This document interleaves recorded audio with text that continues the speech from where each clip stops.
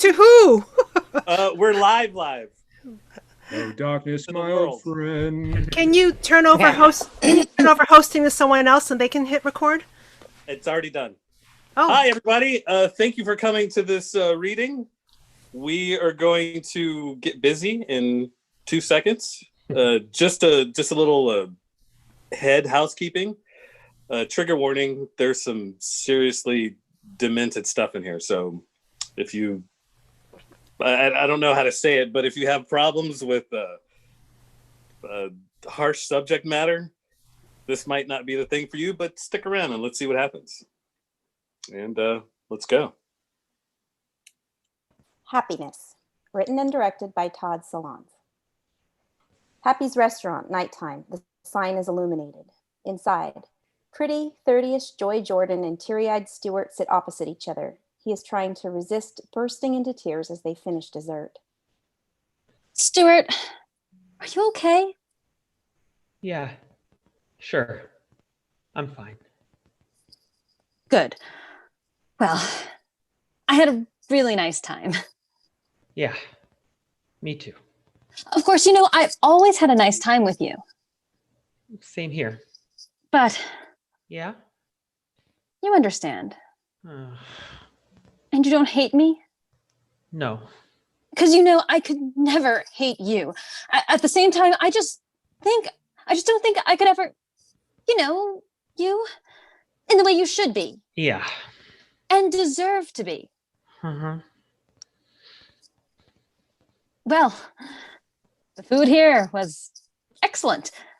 I'm going to recommend it to my sisters. How many stars did it get? 3.5.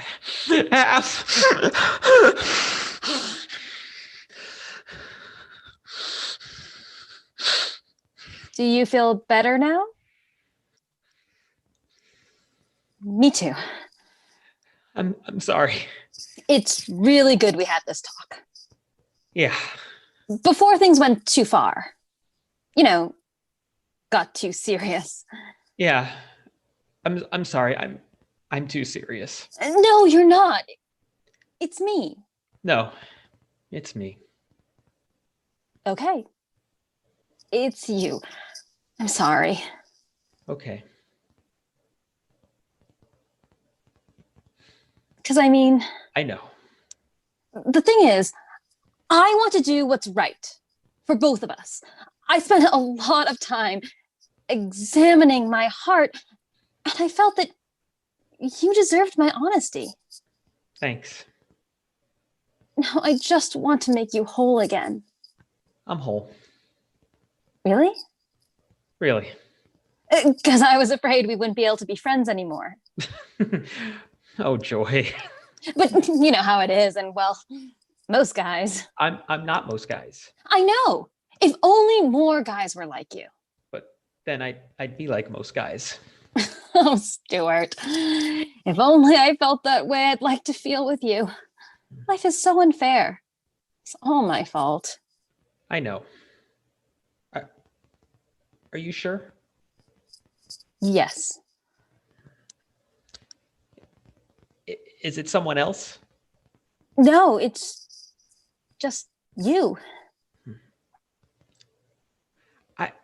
I want to show you something I got for you. For me? Open it up. Oh, but Stuart, this is beautiful. Thanks. It's a Gainsford reproduction. Boston. Late 1800s. I sent away for it just after we had our first date. Oh, I just love it. It's a collector's item. Yeah, it is pretty special. It almost makes me want to start smoking again. Look at the bottom. Oh. 40 karat gold plate inlaid base. Oh, Stuart. Thank you. This really means something to me. I'll always treasure it as a token. No, you won't. Because this is for the girl who loves me. The girl who cares for me, for who I am. Not what I look like. I wanted you to know what you'd be missing. You think I don't appreciate art? You think I don't understand fashion? You think I'm not hip? You think I'm pathetic, a nerd, a lard-ass fatso? You think I'm shit? Well, you're wrong. Because I'm champagne.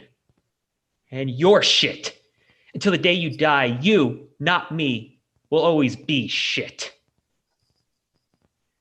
The road, nighttime. Thunder, rain. Stuart's car drives by. Inside Stuart's car, Joy sits beside Stuart, who is driving. A plastic World of Pewter shopping bag hangs by the glove compartment. Joy's place, nighttime. The car pulls over. Well, good night. Good night. Joy gets out. Stuart drives away. Fade to black. Inside Bill's office, daytime. Alan talks to his psychiatrist, Bill Maplewood. I don't know, but whenever I see her, I just want to, I want to undress her. I want to tie her up and pump her, pump, till she screams bloody murder. Then I want to flip her ass over and pump her even more, and so hard my dick shoots right through her, and so that my cum squirts out of her mouth. Not that I could ever actually do that. Oh, if only she knew how I felt, how deep down I really cared for her, respected her, she would love me back. Maybe. But she hardly even knows I exist. I mean, she knows I exist. We are neighbors. We smile politely at each other, but I don't know how I could ever begin to really talk to her. What can I talk about? I have nothing to talk about. I'm boring. I know. I've been told before, so don't tell me it's not true, because it's a fact. I bore people. People look at me and they get bored. They listen to me and they zone out, bored. And for her to see how boring I am, no. It's better I say nothing and hope. Though right now I have to say, if I were to suddenly jump out of my window, she wouldn't care. I mean, she'd care, of course. She'd care. I mean, she is human, but I mean, she'd care the way you care about a stranger you read about in the paper that jumps in front of a running subway train, a stranger whose name you're never sure how to pronounce, even if it's printed. I'd be an anecdote, maybe. But you know what I'm going to do? When I see her next time, as soon as I see her, I'm just going to tell her. Tell her I find her attractive, and that'll be that. Then we'll see. A high-rise, evening. Helen Parks gets out of her car, walks toward the apartment building entrance. Inside the high-rise lobby, Helen walks towards the elevator and waits beside Alan. Alan mumbles something. Helen is oblivious. How's it going? Okay. The elevator arrives. Inside the elevator, evening. Alan and Helen step inside. They ride in silence up to their floor. Alan and Helen emerge from the elevator. See ya. Yeah. And they walk their separate ways. Inside Alan's apartment, evening time, Alan drops his stuff. He takes a shower. He lies down. He glances at a book of poetry. Close up on the jacket photo of the author and accompanying brief bio, nominated for the PEN/Faulkner Prize for Poetry. Helen Jordan has taught at Harvard, Yale, etc. He leans his hand against the wall, listens to Helen making love to somebody next door. Oh, Helen, Helen. He removes his ear from the wall, sits next to the bed, a phone beside him. He starts flipping randomly through the phone book. He turns to a page. He dials a number from the book, but no answer. He sighs, tries to the next number. A man picks up, and Alan hangs up immediately. He dials again. A beautiful sound picks up. Hello, is this Claire? Who is this? Alan hangs up. He buries his head in his hands. Trish's place, daytime. Joy sits in the kitchen with her sister Trish, who is doing her nails. Trish's baby Chloe lies in Joy's lap. Juanita, the cleaning woman, cleans up in the background, and the family dog Cookie teethes on a bone. Cute little Timmy appears in a RoboCop-style outfit. I'm sorry, my video won't go on. Oh, Timmy, look who's here. Die, Aunt Joy, die. Timmy. Oh, leave him alone, Trish. He's just going through a phase. Oh, I know, but... It's okay. I'm strong enough. Oh, Joy. What's the matter?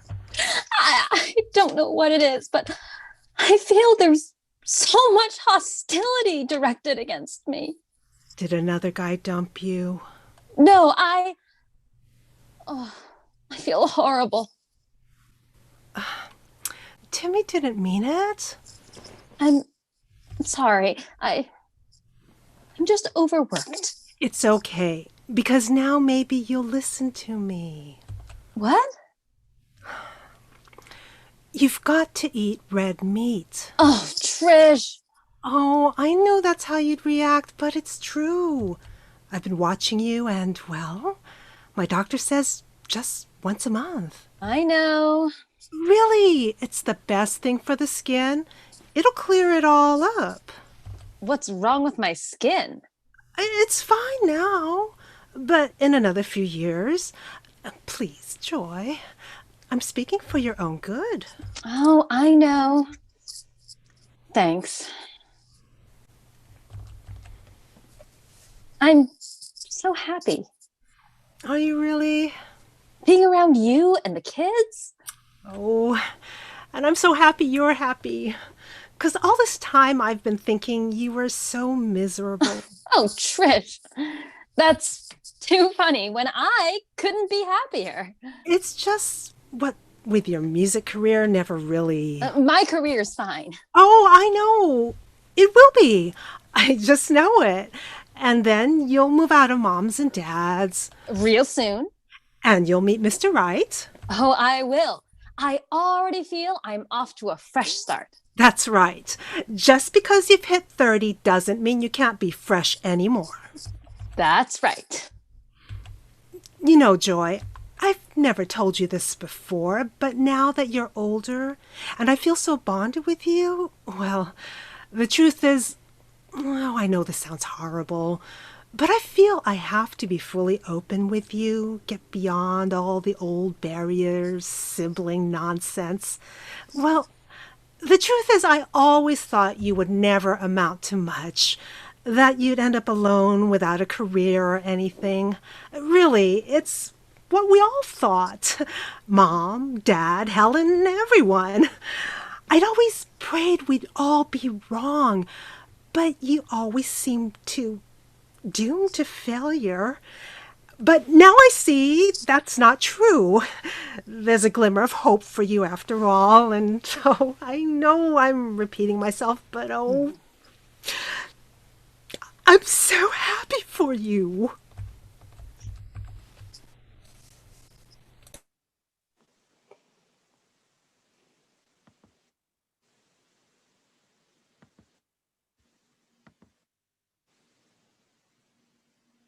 Are they Margaret Reeds now? Sorry, my thing was not working. I'm gonna log out and try to log back in to get my video. Yeah. Okay.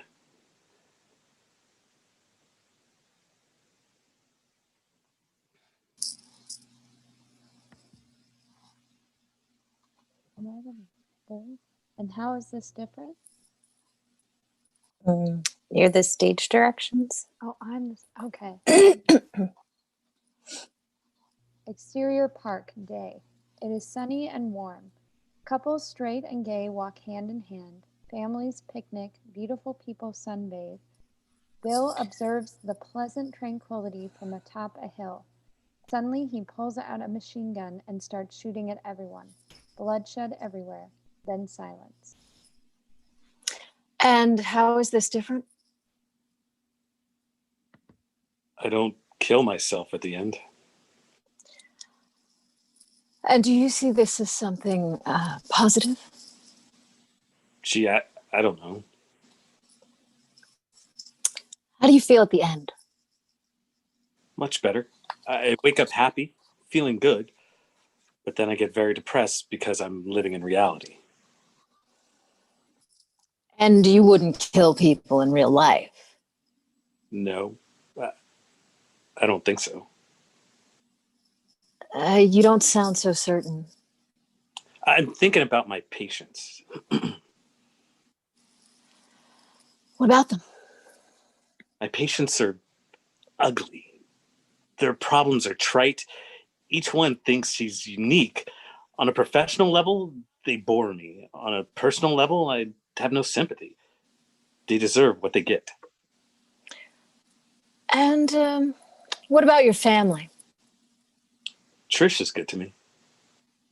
But still no sex. No, but she's not too interested either. So really, there's no problem there when you think about it on a certain level. Exterior car day. Bill is driving along. Exterior park day. Reminiscent of Bill's dream, school children are playing, teachers supervising. A laborer is eating lunch with a coworker. A little boy is sitting alone in the shade of a tree. Bill pulls up to the side of the field and observes from his parking space. He gets back in his car.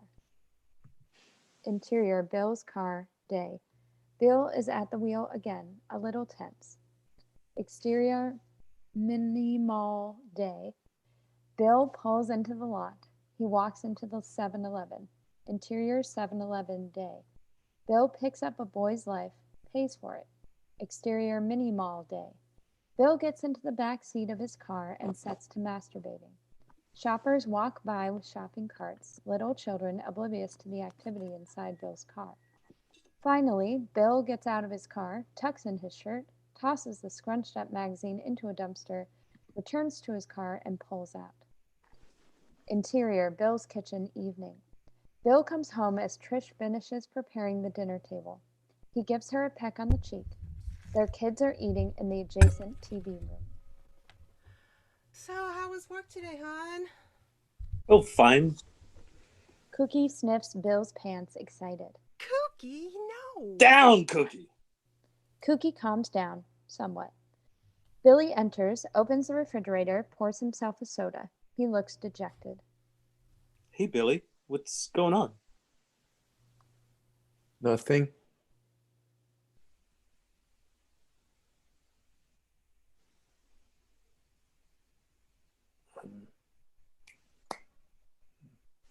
Is Trish there?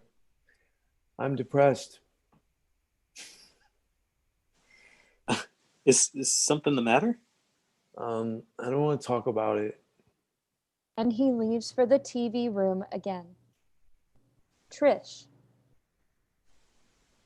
You want to read that line? Ignore him. He's just doing it for attention. He thinks you'll be impressed. As if. So anyway, Joy came by today. How's she doing? Oh God, I don't know. And frankly, I'm concerned. I mean, she's not like me. She doesn't have it all. She pretends to be happy, but I can see right through her. She's miserable. Why do you think that? To be frank, I think she's lazy. She's not a go-getter like me or Helen, and she's so picky. I gave Jamie and Ross her phone number for what it's worth, and Joy sounded interested naturally, but I don't know. I'm afraid to have to say it, but truly, it's what I believe. She'll always be alone. We're all alone. Oh, Bill, sometimes I wonder how any of your patients can talk to you. Sometimes I wonder if they'll ever stop. I should tape some for you. Would you really? So that I could listen too? No. You're such a tease. You know I wouldn't tell anyone. I know, because you're so secretive. Well, maybe not as secretive as you. What secret would you like me to tell you? Trish puts her arms around Bill. Like, how come no matter how much you treat me like shit, I can't help loving you even more?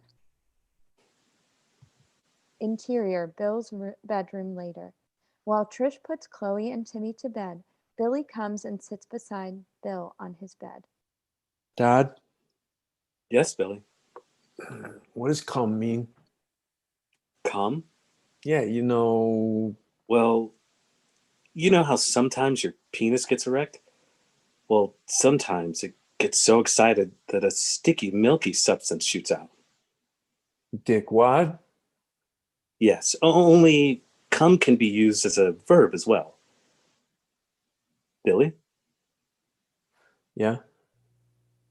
have you ever come? Yeah. Now, Billy, it's all right if you haven't. Well, no, I have. Billy, But everyone else in class had, and I want to come too. Billy starts crying. oh, no, it's okay. It's okay. Have you tried playing with yourself? You mean, With your penis? a little. Now, how did it feel? I don't know. I don't know what to do. Do you want me to show you? No. Look, I'm not normal. Billy buries his head in Bill's lap. Oh, Billy, don't worry. You're normal. You'll come one day. You'll see. Interior Joy's place. Joy is preparing to cook a steak. She is wearing rubber gloves. Helen sits with a coffee mug at the kitchen table. You know, people were always putting New Jersey down. None of my friends can believe I live here. But that's because they don't get it. I'm living in a state of irony. Are you sure you don't want to stay and have dinner with me? Oh, I can't. I'm giving another reading/book signing over at Barnes & Noble. And then Jamal is taking me out. Although I promised Fabiaccio. Oh, everybody wants me. The phone rings. That's it. I'm going. Wait. Joy picks up the phone. Hello? Hi, how are you? Is this Damien? Yeah, so, how are you doing? Oh, fine. Could you hold a second? Helen? Helen is almost out the door. See ya. Thanks for stopping by. Helen leaves. Sorry, that was my sister leaving. Oh, yeah, yeah. So, Trish told me you might be calling. Yeah, well, I know how weird these things can be, but I've always had such faith in Trisha's judgment that I thought, why not? It's not like I've got some huge social life. I mean, I do have a social life. It's just not huge. same here. Oh, really? That's nice to hear. Most people seem so confident. Yeah. Or, well, you know, they're real jerks. Yeah, what are you doing? Oh, I'm sorry. I'm just trying to thaw this steak, but it's so hard and I'm sorry. No, don't stop. Not because of me. Oh, because I feel I'm being so rude. No, not at all. Thanks. So, are you alone now? Oh, yeah, don't worry. Nobody's listening in. God, you're just like me. What are you wearing? You mean when we go out? Well, where do you want to go? I'm pretty easy to please. I hate getting all dressed up. What are you wearing now? Oh, just a pair of jeans. Why? Are they tight? Not too tight. They fit okay, but why do you? I don't mean the jeans, I mean underneath. What are you wearing underneath? Check. Underneath? Well, but Damien, underneath is just. This is Damien, isn't it? Are you getting wet? Is your pussy all? Joy hangs up. Alan's bedroom, that moment. Voices of neighborhood children can be heard from outside the window. Alan rises to the sitting position and puts a bookmark in the phone book. He notices the mess he made on the wallpaper. The stain looks permanent. He covers it up with a postcard. There are many other postcards already thumbtacked to the wall. The doorbell rings. Alan rises. Who is it?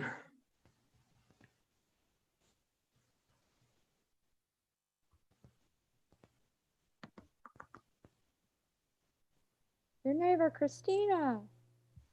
Alan opens the door, sees Christina. She is very big and very overweight.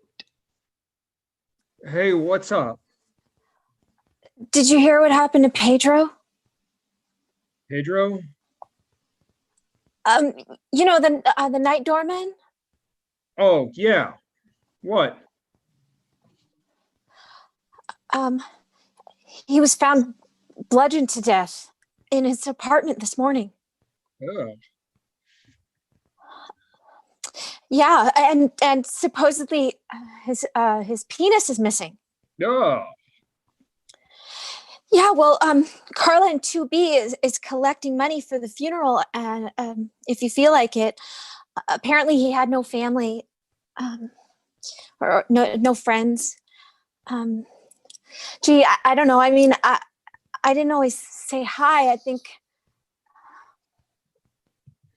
Me too, if it's the guy I'm thinking of. but by the way, I've got an extra ticket to the playoffs tonight. You want to come with me? No, thanks. I got too much work. Oh, well, anyway, I just thought I'd tell you about Pedro. Thanks. Yeah, see ya. Yeah. And he closes the door. Hallway, that moment. Christina stands outside Alan's door and stares at it dejectedly. Finally, tearing up the ticket, she walks back to her apartment, shutting the door behind her. Exterior, Florida condominium complex. It is bright and sunny. Interior condo, day. Lenny and Mona, in their 60s, sit at the kitchen table, their dishes shattered on the floor. Oh, I feel better now. Good. I'm going to clean up. I'm gonna lie down. Mona rises, walks to her bedroom, lies down. Lenny clears the table. I'm turning on the dishwasher. And Lenny starts vacuuming up the debris on the floor. Mona goes to the bathroom, opens the medicine cabinet. Where's my Valium? What? Never mind. Fucking asshole. She has found a good enough Valium substitute, but there are only 2 pills left in the bottle. She swallows them with a glass of water, lies down again. The phone rings. You answer it, you bastard. It's Trish. Hi, Trish. Hi, Mom. How are you? Oh, I'm fine. How are you? Fine. Good. Did you watch Leno last night, Mom? Mom? He's leaving me. Your father's leaving me. Mom, what are you talking about? Can you keep this secret, like top secret? Yeah, yes, of course, Mom, but He says he doesn't love me anymore. Mom, I'm sure he doesn't mean it. Well, he does fucking mean it. He wants a divorce. He said the word divorce? You don't believe me? Talk to him. Lenny, Yeah. it's Trish. She wants to talk to you. Yeah, Trish. Is it true what Mom said? What? You want a divorce? I never used that word. Mona, what are you telling the kids? Mona comes wobbling into the room. She'll call you back. Did I use the word divorce? You said you didn't want to live with me anymore. Answer my question. Did I use the word divorce? You said you didn't love me anymore. Did I say divorce? No. Good. I just want that much clear. Now sit down now next to me. The phone rings. Leave it. The machine will get it. It's probably Joy. What if it's Helen? Hi, Mom. Hi, Dad. It's Joy. Just called to say hi, but I guess you're out having a good time. Oh well. Guess I'll talk to you tomorrow then. Okay. Bye. Lenny, Yeah? why? I don't know. I just want to be alone. But I can let you be alone more if that's what you want. Look, things change. People change. Whatever. I want out. It's Diane. Diane. You're in love with Diane Freed. Get out of here. Well, you're in love with someone younger probably. Wrong. Lenny, it's okay. I'm not dumb. These things happen. I'll get over it. I just wish you had done this 20 years ago. Now I'll have to get another fucking facelift. I'm in love with no one else. No one. No one. Okay then. Schmuck. Interior, phone sales office. The camera dollies across a maze of corrals, finally landing on Joy at work at a telephone sales operator. Hi, is this Mrs. Memaganakis? Hi, I'm calling from Unicard of America because you've been such a good customer that... Joy dials the number of the next name on the list, and the next. Everyone hangs up on her, until... Interior, Alan's place, day. Alan is laying in bed. The phone rings. He picks it up. Hello? Hello, is this Mr. Mellencamp? Yes. Hi, I'm calling from Unicard of America because you've been such a good... Do I know you? I'm sorry, I don't think so, but perhaps you're familiar with our... Alan hangs up, but then, for a moment, he ponders the familiarity of her voice. Ditto Joy. She decides to dial him again. Alan answers, but says nothing. They both hang up, listening to each other's silence. Then hang up. Exterior, Joy's place, evening. Joy can be heard singing and playing her guitar. Interior of Joy's place. Joy, sitting on her bed, finishes her melancholy Joni Mitchell-like song. A display of macrame objects d'art adorns the wall. The phone rings. She answers it. Hello? Hello. This is Detective Berman from the County Police Department. I'd like to speak with a Mrs. Joy Jordan. This is she? Interior, Stewart's place. Policemen, a coroner, a super, etc., all busy themselves while Stewart's body is being removed. Berman holds Stewart's suicide note. Dear Joy, I can't live without you. Love, Stewart. P.S. The ashtray is yours. In a baggie in his hand. I'm sorry to disturb you, Ms. Jordan, but I'm afraid I have some bad news for you. Fade to black. Exterior, office building complex. A bright, cheerful day. The parking lot is full.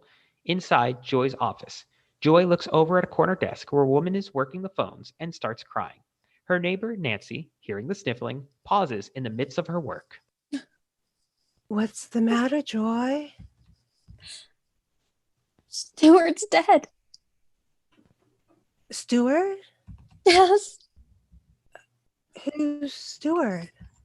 You know, the guy who used to sit over at the corner over there. You mean where Pam's sitting? Yes. Was he kind of tall and a little hunched? No, he was, well, shortish and squarish. Oh, Joy. I'm not sure. Did he work here long? Nancy calls across to another neighbor, Kay. Kay, do you remember a guy named Stewart who used to work over there where Pam is now?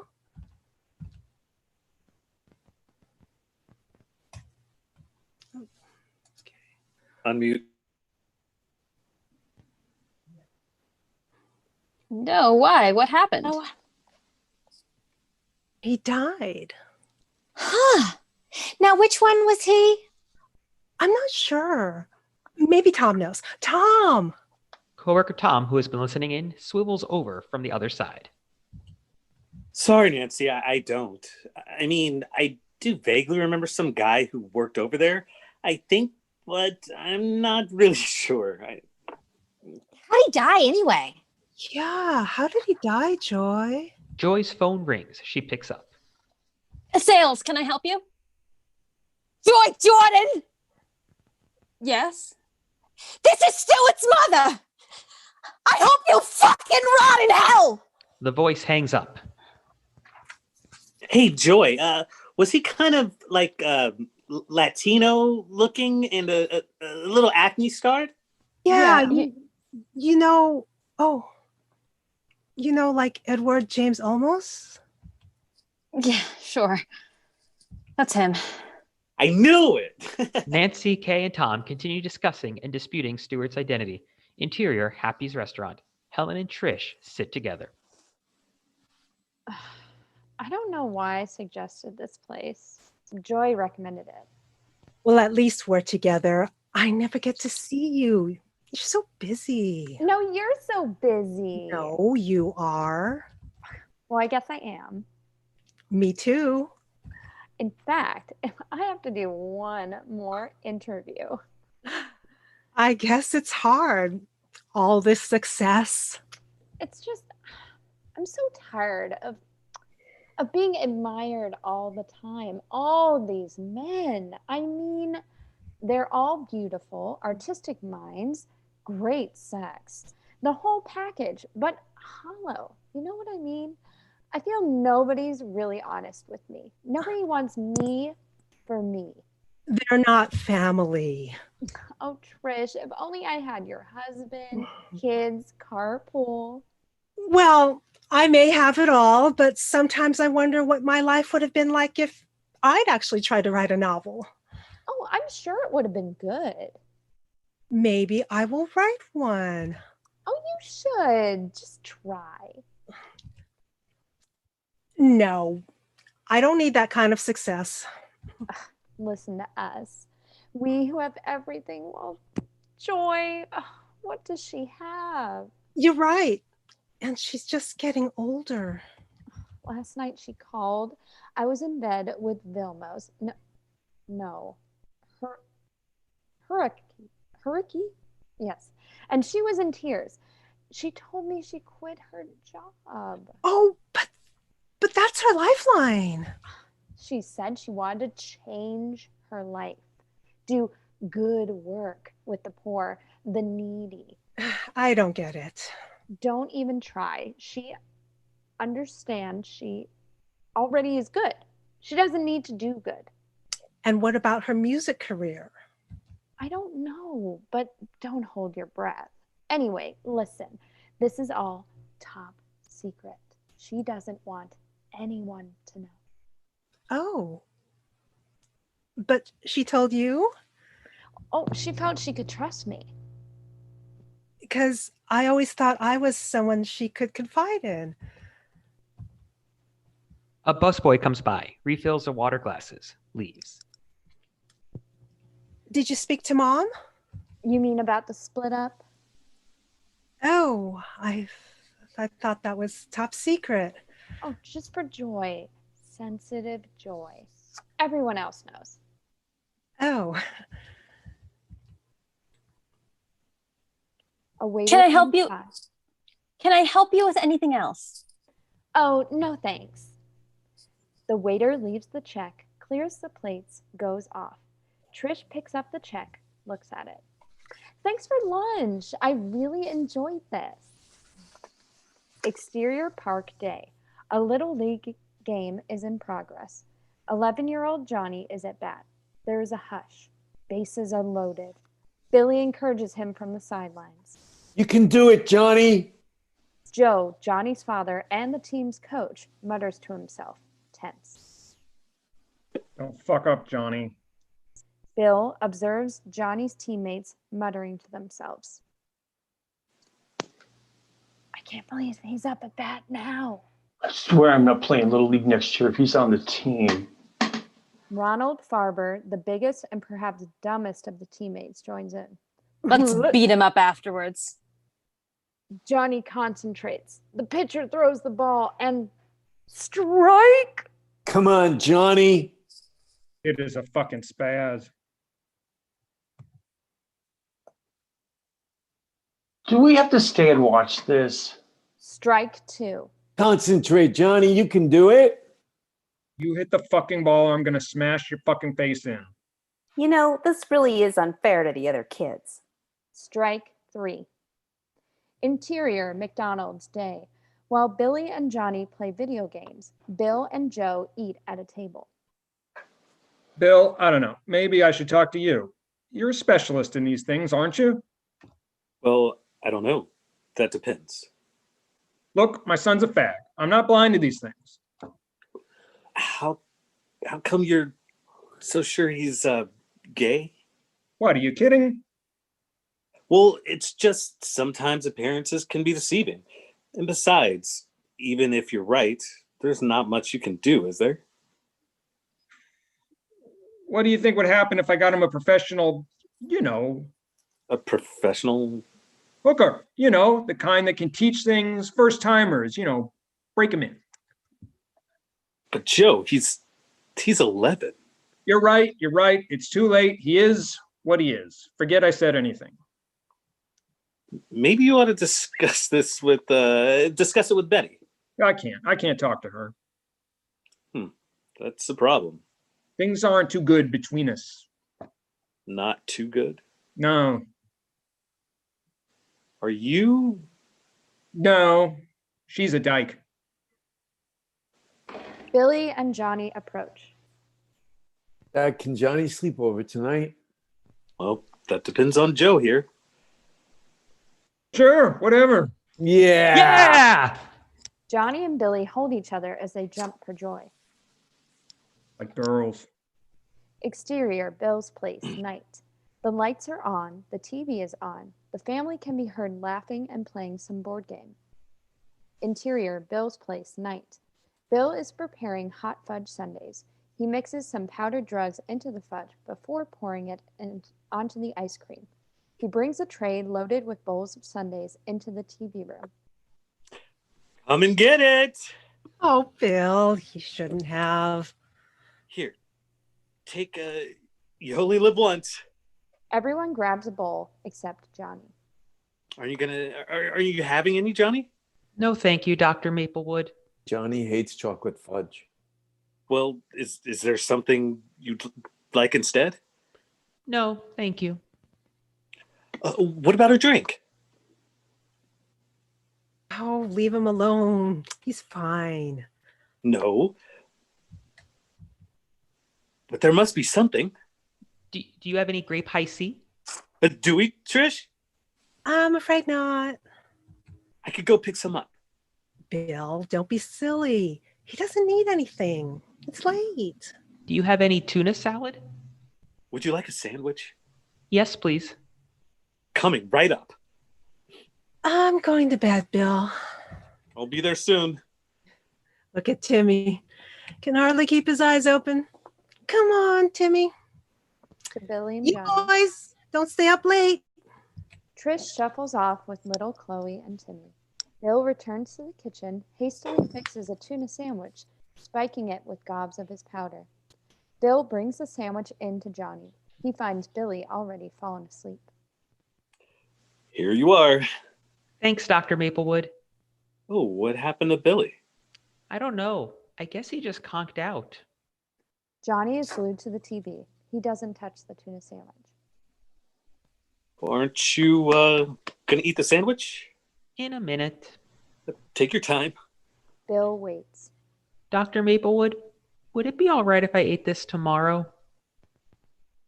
Well, sure. But I don't know if it's gonna taste any good tomorrow. Johnny examines the sandwich.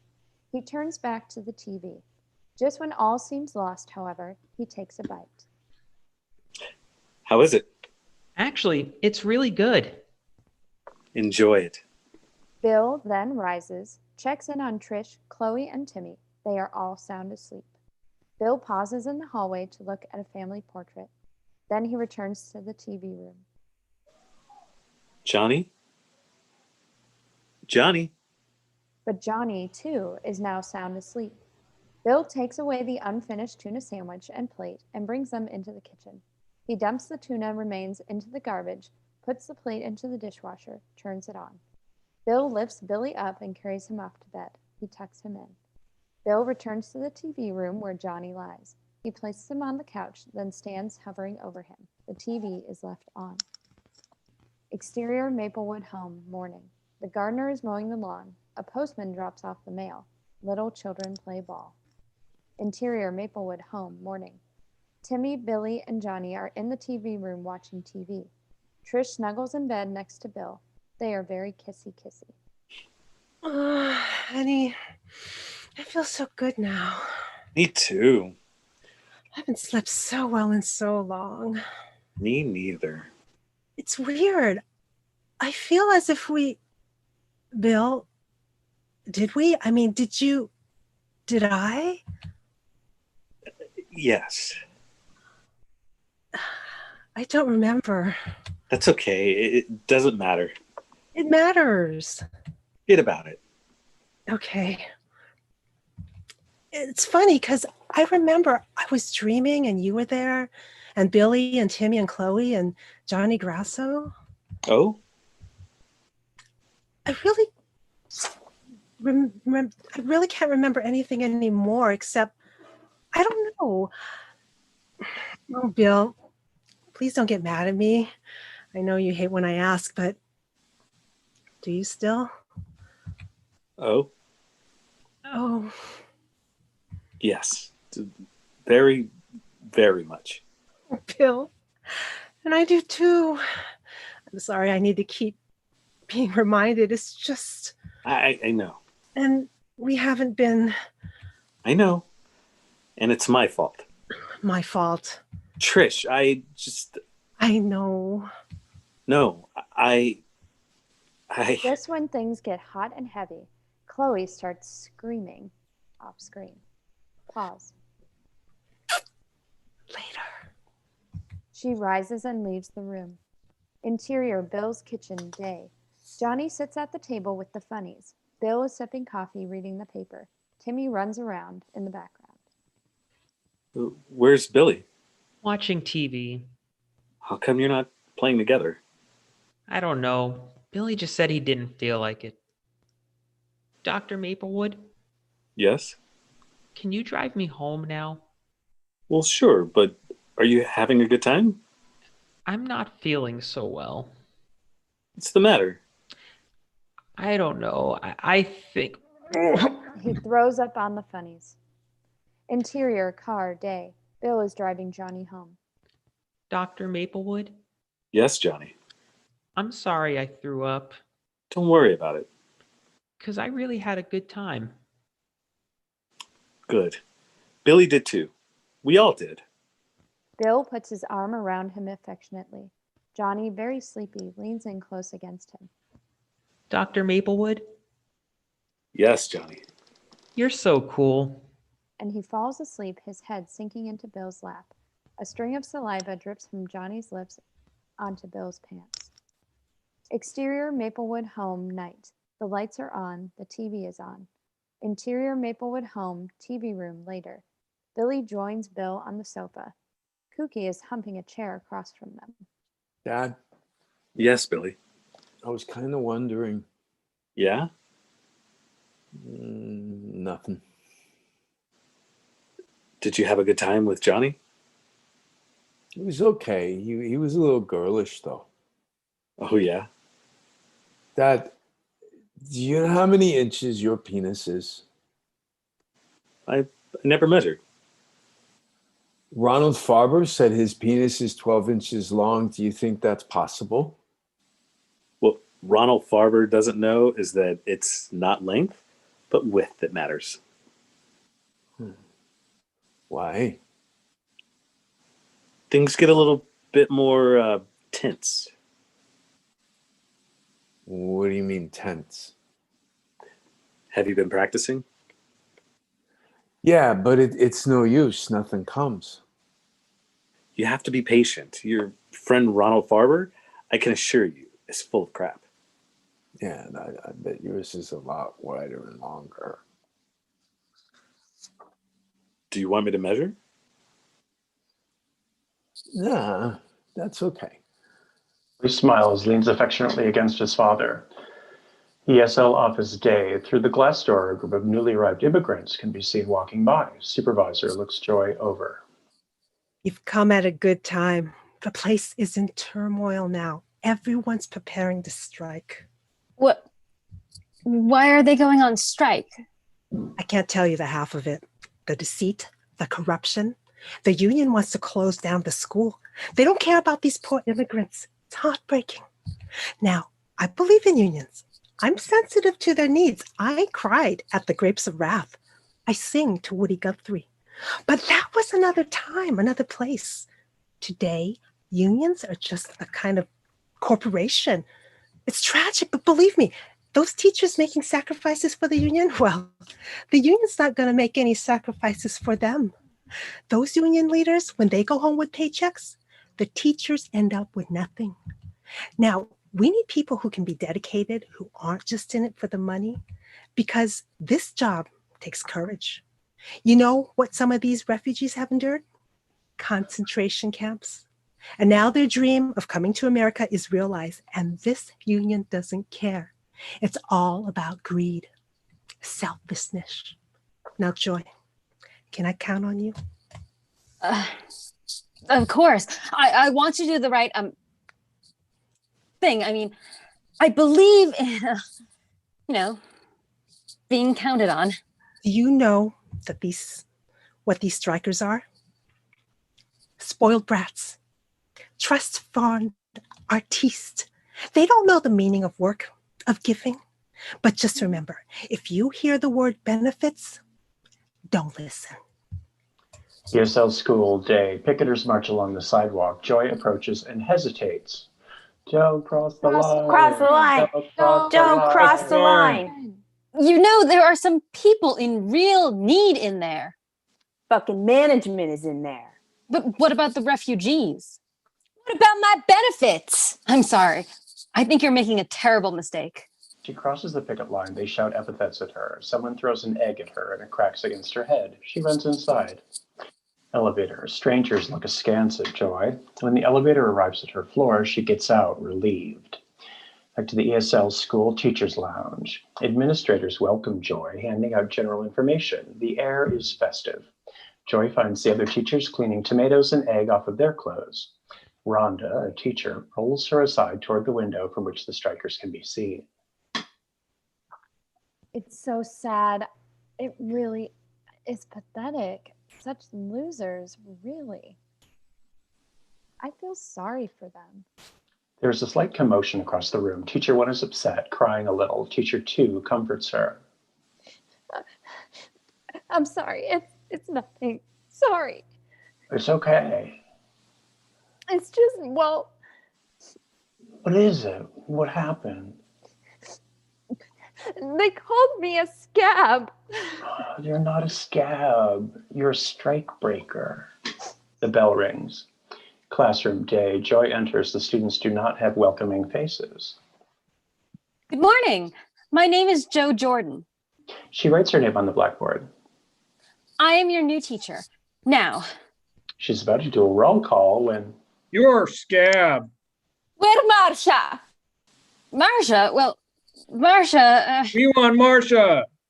the We students want start chatting. Marsha. We We want want Marsha. Where Marsha? We want Marsha.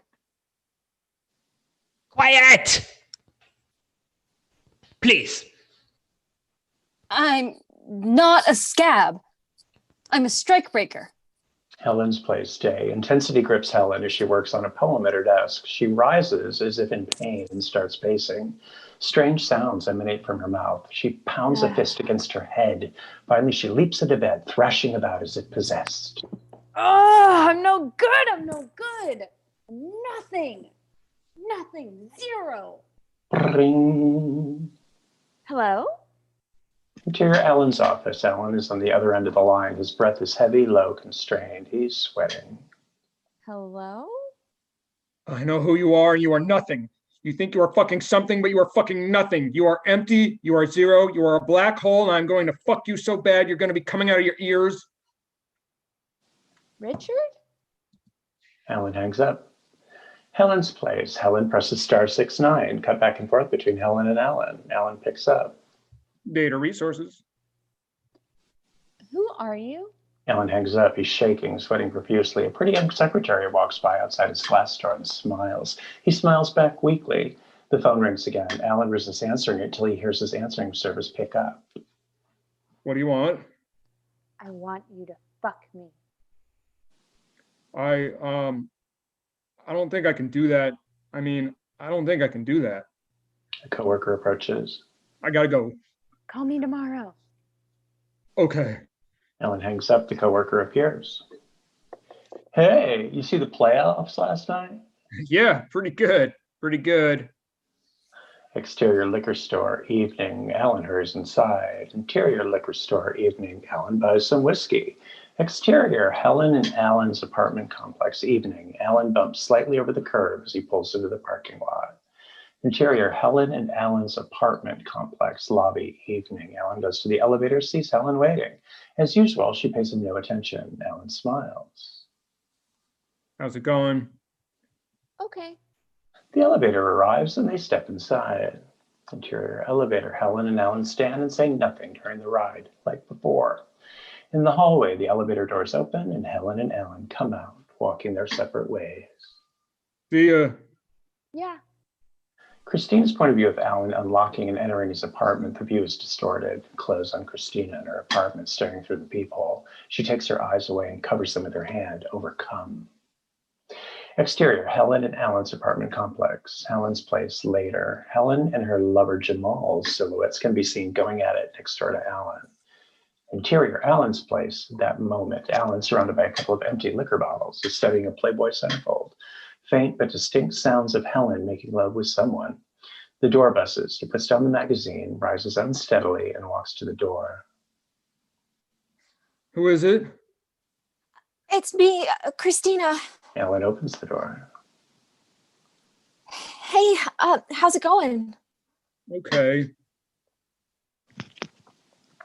I got some more info on Pedro. Pedro? You know, the, Oh yeah. What? well, say, wait, are you all right? No. Here. Pussy. Need pussy. He passes. Oh, Christina goes to the door and locks it and turns out the light. Then she sits down and just stares at Alan, pondering his face and body. Then she bends down and unbuttons his top a little. She leans her head against Alan, half lying down beside him. Suddenly, Alan awakens, rises, and rushes off to the bathroom. He throws up. Pause. Reappears. He sees Christina standing by the bed. What the fuck are you doing here? Get out! She leaves. Exterior, Florida, Arizona real estate office day. Sunny, well-tended landscaping, attractive parking lot. Interior, Florida, Arizona real estate office day. Mona is sitting in the waiting room when Anne, a young and comely broker, appears. Hi, Anne Chabot. Mona Jordan. Wonderful. Come this way. I'm sorry to have kept you waiting so long. They sit down. Can I get you some tea, coffee? No, thank you. Okay, now then, how can I help you? You said there might be something available over in Elysian Fields. Actually, there are several places we can see there. But first, I need a little information. Now, you're looking for a 1, 2, 3 bedroom? 3. 3. Wonderful. Is this then for you and your husband? No. Just for yourself then? Yes. No children? My children are grown. No pets?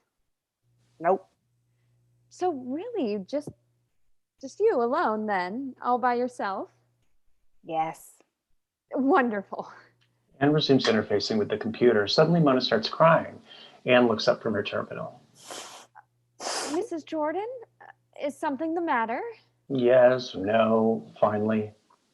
My husband is leaving me. Oh, I'm so sorry. She reaches her hand out in a vague display of support and affection. You know, we have a lot of divorcees in phase 4. Would you like to see something there, perhaps a bit smaller? Who said I was getting divorced? Elysian Fields day. Anne drives Mona through the scenic luxury village. They pause at a security checkpoint before looking for a spot in the parking lot. Easy listening or classical light is on the car radio. You know, I'm a divorcee. Oh? I live in phase 4. Interior, Anne's car. Mona turns to Anne as she pulls into a spot. I am so sorry. Mrs. Jordan? Mona. Mona, that's a beautiful name. Thank you. How long were you married? 40 years. You know, Mona, I think we have a lot in common, more than you realize. See, I know what you're going through. I've been there, but I'd like to share a little secret with you. Divorce was the best thing that ever happened to me. Anne reaches. Oh, go ahead. Anne reaches out and this time touches Mona, gives her a squeeze. Really? Interior condo lobby day. Anne and Mona walk across the expensively decorated space. It is empty except for an old lady with a walker tottering by. Don't worry. She's the exception to the rule. Most everyone here is much more useful. Interior condo hallway, day. Anne leads Mona towards the door of the place for sale. They pass by a vase of flowers resting on an offset little alcove. While Anne searches for the right set of keys, a maid approaches with fresh flowers in a plastic garbage bag. She dumps the old flowers in the bag and replaces them with new ones. See how they change the flowers every day? They don't wait for things to go bad and rot here. Interior condo, day. Anne stands to the side while Mona wanders around.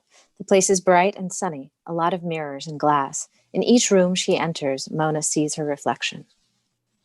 It was finished just a year and a half ago, and they've really hardly spent any time here. Supposedly, the third bathroom's never even been used. But I flushed it, so I know it works. Mona stands by the window, looking out. The views are spectacular, of course. But what's great is you can see the whole world and at the same time feel entirely alone. It's kind of a double bonus. You get the solitude you need for reflection and soul searching, and the thrill of being top of the heap. Mona looks at the portrait of a couple hanging on the foyer. The husband has been torn out of it, just as he has been from all the other photographs lying around. Now, they're asking $800, but I know I can definitely get it down to $650. I know this couple. They're also in the middle of the big D. He needs to liquidate fast. I'll take it. Wonderful. Exterior, Mona and Lenny's apartment complex, day. Lenny lies on the chaise lounge along by the poolside. Diane, perhaps slightly younger than Mona, approaches. Hi, Lenny. Mind if I join you? No. Diane arranges herself in a chair beside him. How's Mona? Fine. Inside on such a beautiful day. I don't know. What do you mean you don't know? I don't know. Whatever. So how are your girls doing? Fine, I guess. And the grandchildren? Coming to visit anytime soon? I don't know. Well, it's good to have a family together, a close family, I know, and you know how I know, because you know I know what it's like when things aren't together, when there is pain and loss and separation.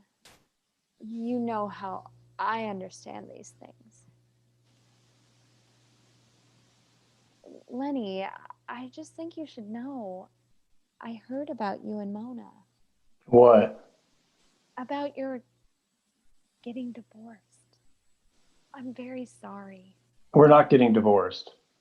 Divorced, separated, whatever. It doesn't matter. You're alone now.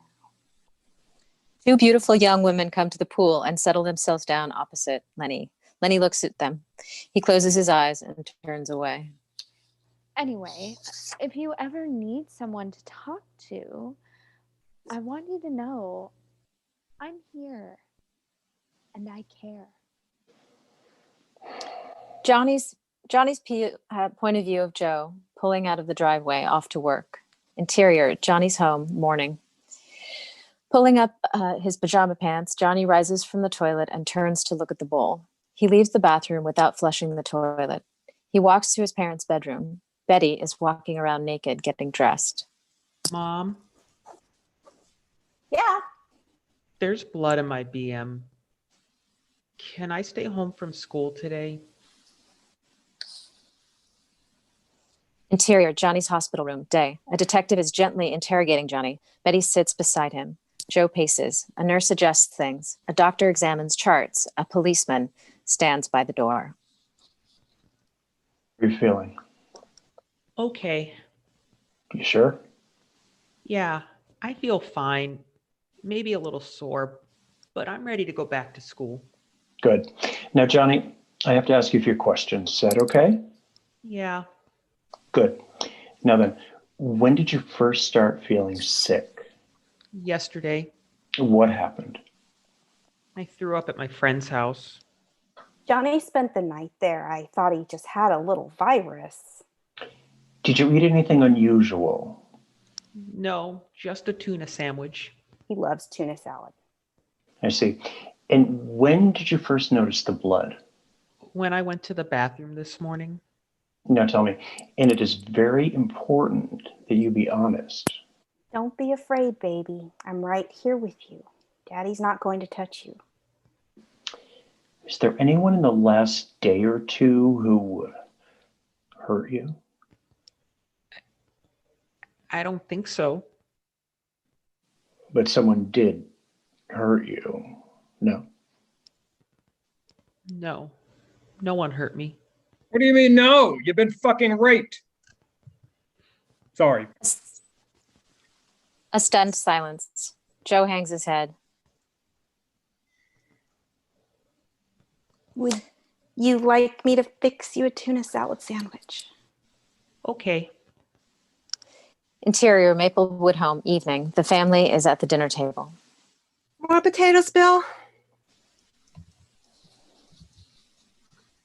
Bill, do you want more potatoes? Oh, no thanks. I've got plenty. The babysitter should be here any minute now. When does the PTA start? We've got half an hour still. So, how was school today? It's okay. Was Johnny there? Nope. I just hope none of you kids catch what he's got. Timmy tries amusing everyone by pretending to throw up his potatoes. Very funny, Timmy. And now you are excused and can go right to bed. Mom! Excuse me, Bill. Ring. But then the phone rings. Trish lets go of Timmy, answers it. Hello? Yes, is there a problem, Tony? Well, thank you for giving me so much notice. Yes, well, I'm sorry too. You should have thought of that earlier. Goodbye. Trish hangs up, returns to the table. Bill, you're going to have to go yourself tonight. Isn't there anyone else you can get? Not at this late hour. Trish sees the mess Timmy has been making with his potatoes and takes him away. Now you can come with me and take a bath. But I'm not finished. Dad. Trish and Timmy continue to argue. Dad, if you and Mom died in a plane crash, would it be all right if I took over? Well, probably one of your aunts would want to help out, you know? So you don't think I'm old enough to take care of myself and Timmy and Chloe? Well, no. Ronald Farber's parents are away in Europe for a few days, and he's staying home alone without a babysitter. Why do I need a babysitter? Well, if you want to change Chloe's diapers. If I didn't have any little brother or sister, would you let me stay alone by myself for a few days? Your mom and I are not Mr. and Mrs. Farber, okay? We worry, so no. So what if I was 12? No. 13? At 13, I think you'll be okay. Can you promise? As long as you don't still look like you're 11. That won't. Okay. At 13, then. Exterior Maplewood home, night. Bill backs out of the garage and comes to the end of the driveway. Interior, Bill's car, night. Bill looks tense as he pauses before the intersection. He picks up his car phone and dials information. Hello? In Roseland, please. I'm looking for the address of a resident. The name is Farber, 12 Angel Court. Thank you. He hangs up, a sigh. Suddenly the phone rings. He answers it. Hello. Interior, Maplewood home, night. Trish is on the phone in the kitchen cleaning up. Chloe in the background. Hi, hon, it's me. Listen, I forgot to ask you, could you pick up a half gallon of skim milk on your way back from the meeting? Back to Bill on his car phone. Sure thing. Thanks. Love ya. Love ya. He hangs up. Pause. He steps on the gas. Exterior, street, night. Bill's car moves on, joining the traffic. Exterior, school, night. The parking lot is busy. Bill's car approaches, pauses. Bill's point of view of people parking and walking inside the school. Chatter is audible. Someone waves hello at him in passing. Interior, Bill's car. Bill is suffering. Finally, he decides to move on. Exterior, street corner, night. A street sign reads Angel Court. Bill's car nears and turns slowly. Exterior, Farber home. A modern, expensive house of the sort that in this neighborhood makes an architectural statement. The number 12 is illuminated over the front door, as is a plaque reading The Farbers. Ronald's silhouette can be faintly seen watching TV. Bill's car pauses in front, then parks further down the block. Interior, Bill's car. Bill sits, numb. He pulls out from his pocket a handkerchief and a dark little unlabeled bottle filled with some liquid. He looks at the car clock. Finally, he opens the door. Exterior, Farber home. Bill sneaks over to the side of the house and looks through the window. Interior, Farber home. Ronald is lounging on the sofa, still watching TV. He snacks on some chips. Bill slides into the house through the kitchen window. He tiptoes to the corner round which he can see the back of Ronald's sofa across the room. The phone rings. Bill freezes. Ronald answers it. Hello? Oh, hey, how's it going? No, Billy Maplewood's selling me his. $5. Big deal. Yeah, I know. But Grasshole can't stay absent forever. He'll probably show up tomorrow. Yeah. He knows he's got it coming, you know. Oh. Okay. Yeah. Bye. Bill pours the bottled liquid onto the handkerchief. He pounces on the victim. Within moments, Ronald succumbs, unaware of his assailant's identity. Bill looks around. The TV is still on, otherwise silence. He looks at Ronald, looks away, fade to black. Interior, 7-Eleven, night. Bill buys half a gallon of milk. He sees Alan rifling through some porn at the magazine rack, but slips out of the store unnoticed. Exterior, Maplewood home, night. Bill's car pulls into the garage. Interior, Maplewood home. Bill takes a half gallon of milk out of the plastic bag and puts it in the refrigerator. Hon, is that you?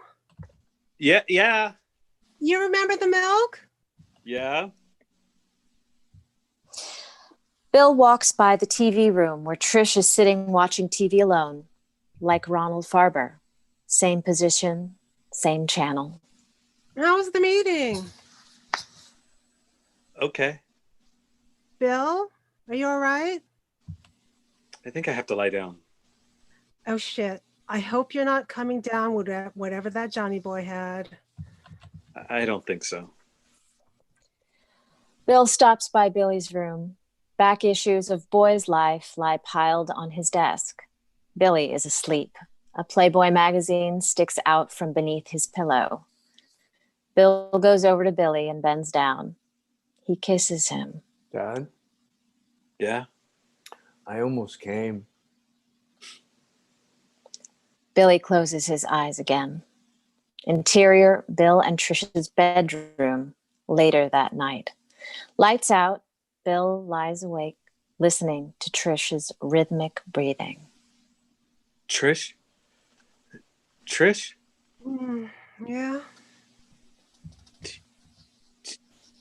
Do you love me? Bill, yes. I mean, do you really love me? No matter what. No matter what. What? no matter what, whatever? Yeah. You have me. You always will. She holds him closer. A long pause. I'm sick. Oh, take some Tylenol. You'll feel better tomorrow.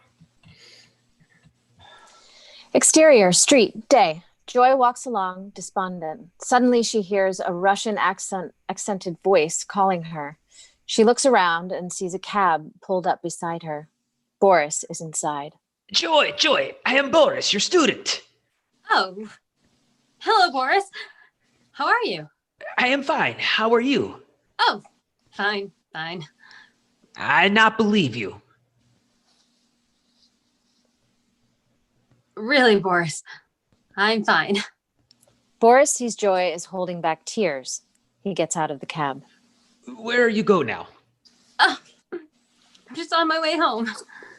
Tell me where you live. I take you home. No, I couldn't. Joy, come in by car. I want to give you a ride. But I like walking, and the train is right nearby. No train. I drive you home. But Boris, I live in New Jersey. Good. I take you to New Jersey. Maybe you don't understand. Boris, New Jersey is far. Joy, you not understand. I am driver. My taxi. You come. You understand? You come. Are you sure you know? Boris knows. Come inside. Boris opens the door for Joy. She gets in. Boris takes off. Interior, cab, day. They sit in bumper-to-bumper traffic. Joy turns to Boris, turns away. Music plays on the radio. Suddenly, she starts sobbing. I'm sorry. Don't worry. Soon we'll be in New Jersey. New Jersey Highway, evening. The music on the radio swells as Boris's taxi speeds along. They pass a welcome to New Jersey sign. Interior, cab, evening. Joy changes radio stations. They listen. Boris changes back. Exterior, McDonald's, evening. Boris and Joy share a little meal along the highway. The music fades. Interior, McDonald's, evening. Boris and Joy sit in a booth. They eat in silence. Finally, I love New Jersey. Don't you miss Russia? Fuck the cunt of Russia. Well, I guess it's best to feel that way.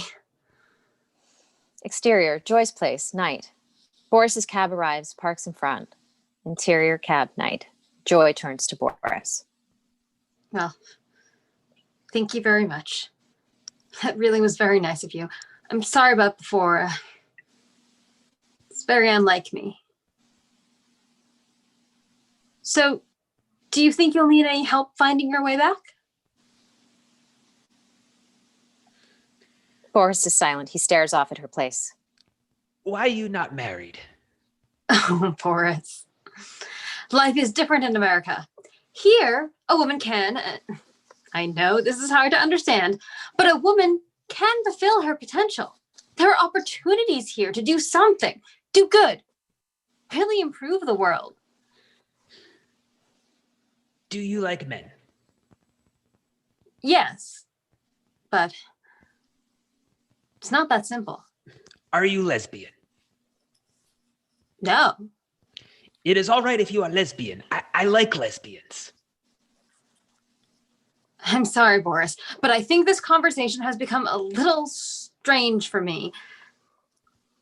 Thank you for the ride. And Joy extends her hand for a handshake, but Boris kisses her. oh, well, good night then. I guess I'll see you. But Boris grabs her for another, longer kiss instead. Pause. Would you like to come inside for a cup of tea? Okay. Interior, Joy's place, night. Darkness, the sound of a key jiggling, a lock unbolted. Finally, the door opens and they walk inside. Joy turns on the lights. An awkward pause. I'll turn on the kettle. She goes to the stove. Turning back, she observes Boris taking off his shoes. Yes, well, please take off your shoes. Make yourself comfortable. Boris wanders around, observing. Joy feels a little uncomfortable. It's my parents' place. I plan on moving out soon, though. How long you live here? Since I was born. But really, there are a lot of advantages to not moving. So what did you do in Russia? I was thief. Oh. Do you mean the mafia? No, I am independent. I steal things on my own, although I have many offers. You are a musician. Oh, no, not really. I just write songs a little. What kind songs? Oh, I don't know. They're all terrible. Love songs? Play. I play. Boris begins playing and singing a song, perhaps an Olivia Newton-John love ballad. He sings with intense emotion. When he finishes, the kettle whistles. Joy brings the teapot to the table and pours for herself and Boris. Boris comes to his place and drops a half dozen teaspoons of sugar into his tea. They sit and drink tea. Then, would you like to see my macrame collection? Come. Follow me. she leads him into the bedroom to her showcase of macrame dolls, pillows, and assorted knickknacks. You make? Uh-huh. All by yourself? Mm-hmm. Beautiful. Thank you.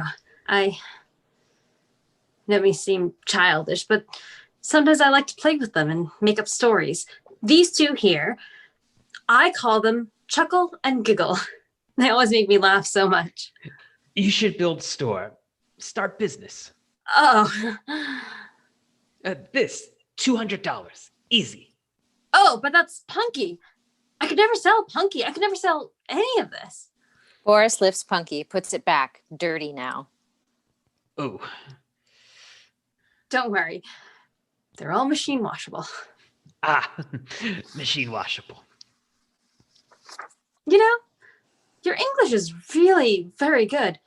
You should be in a higher level. Your face is like love poem. Boris is very close to Joy. She lets him embrace her, dissolve to interior Joy's place later that night. Out of the darkness, we hear heavy breathing, sounds of nervous excitement from Joy. Joy and Boris's figures emerge faintly from the darkness. They are in bed. Do not be actress. Relax. Boris here. Joy quiets down, then suddenly she cries out. A still pause. Okay. Okay. I go now. Boris gets out of bed. Joy listens to him gather his things, dress. Finally, the door opens. Boris, her guitar, and perhaps some stereo equipment disappear. The door shuts. Interior, teacher's lounge, day. Joy sits alone at a table, perhaps wistful or melancholy, and looks out the window. Rhonda joins her when she perks up. How's it going? Hi, Rhonda. Your students treating you okay? Oh, they're just great. And already I'm seeing improvement. But, you know, the funny thing is, I feel like it's me who's doing the most learning. I know just what you mean, because teaching is really about learning. Yeah. But I really can't tell you how gratifying it's been. I mean, I'm giving and they're taking, and I couldn't be happier. I hate to have to say this, but I told you so. How about you? How's it going with your classes? Oh, my students are just a hoot. Always telling me how much they love me, but if you can keep a secret, there's this one, Igor, I've got such a crush on. Oh? Not that I'd ever, these Russians. What? Rhonda lifts her arm, points to her armpit, and mouths B-O. Really? My students seem okay. Well, then you are lucky. Yeah, I guess I'm lucky. Joy's point of view through the window of the strikers still marching on the sidewalk. Back to Joy and Rhonda gazing outside. Pause. Rhonda turns away from the window. You know, Joy, just between you and me, I actually think the quality of teaching has gone up since the strike began. Oh, well, I don't know. I just wish it all were over. Oh, me too. But, you know, once you're here and you're teaching, it's as if it doesn't even exist. You forget. Rhonda? Yes? If you're Igor, Use deodorant. do you think? A Russian woman, Zania, suddenly interrupts, barging into the room. She stands before Joy, looking very upset. You teacher, Boris. Yes? Whore! And she lunges for her, cursing in Russian. Rhonda, other teachers, and security guards get her off Joy and out of the room.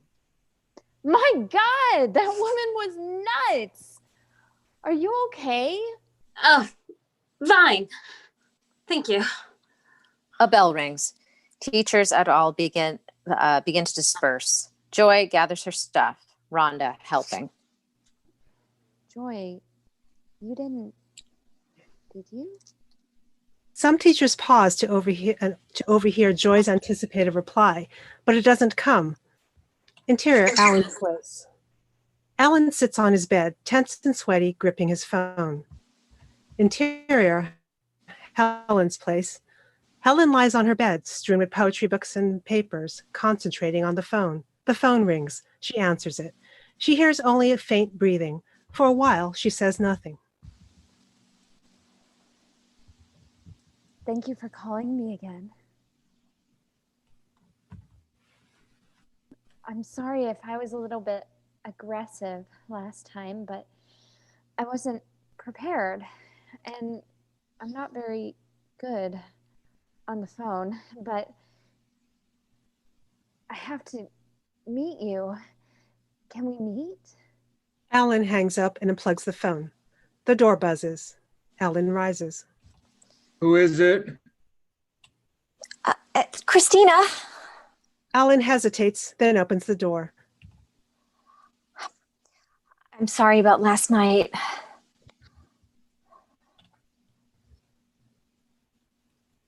Too. I shouldn't have. I understand. See, I can admit it. I'm fat and ugly. No. Yes. Tears are trickling down Christina's face. Alan hands her a crumpled tissue. Thanks. Say, you want to go somewhere? Christina nods, grateful. Bar. Music flows outside. Alan and Christina foxtrot by the jukebox. Restaurant. Alan and Christina sit in a booth. They are eating. I have a confession to make. Oh? You remember Pedro's penis? You mean the one that was cut off? Yeah, well, it wasn't cut off. What happened to it? Nothing. I don't understand. Why would you make something like that up? Was Pedro even killed? Christina nods. How do you know? What happened? Well, I'd always been very friendly to him. I try to be that way with all the doormen, even if they're usually snickering behind my back, but I don't care. I'm still friendly. It's my way. Well, Pedro was different. Pedro never snickered. Of course, who was he to snicker? He wasn't exactly Tom Cruise. Still, he could have, and he didn't. Well, anyway, one night, Apartment building lobby. Pedro opens the door for Christina. I had just come back late from the 24-hour Pathmark. Good evening. Hello, Pedro. Do you think you can help me with these bags? No problem. Pedro locks up and takes bags from Christina. They walk to the elevator. Normally, I don't need any help, but my back hurt and the bags were heavy. There was half a gallon of strawberry ice cream and a couple of boxes of fudge, a key lime pie. Really, I just couldn't wait to snuggle up under the covers and enjoy myself with the TV, you know? Elevator. Pedro and Christina get inside. Well, it was in the elevator that I first got a funny feeling, like he was looking at me kind of funny, but I thought maybe he was just being friendly. They get off and walk to her apartment. Christina's place. Pedro follows Christina inside, brings the groceries to the kitchen. Thank you so much, Pedro. No problem. But then he wouldn't move. I almost panicked, but then I realized he probably was just waiting for a tip. So I got my purse and then he surprised me. Forget about it. What I'd like is a scoop of this ice cream before going back down. Well, isn't that nice and friendly, I thought. Though I also thought, that's a little strange. I'm a little shy, you know? And also I had only 1/2 gallon. But he said, sure. And, well, then he sat down and started telling me about how he had no family and no friends. And I started feeling really sorry for him. And I guess I felt I shouldn't feel so superior. But then, all of a sudden, as I was just finishing the scooping, Back to Alan and Christina in the restaurant. he started kissing me more and more and longer and deeper, and it was horrible. And the next thing I knew, he tore off my dress, my everything. And he was climbing on top of me, and he thought maybe because I was fat and ugly that I'd be easy, and that I wanted it. I tried to fight him off, but he was too fast. And the next thing I know, he was inside me, pounding away. And oh, Alan! Christina grabs a napkin to cry into. Comes by. All finished? Yeah. Guess so. Would you like to see a dessert menu? What kind of ice cream do you have? Chocolate, vanilla, and strawberry. I'll just have a chocolate fudge sundae with strawberry ice cream. Mm. And you, sir? Just the check, please. The waitress smiles and leaves.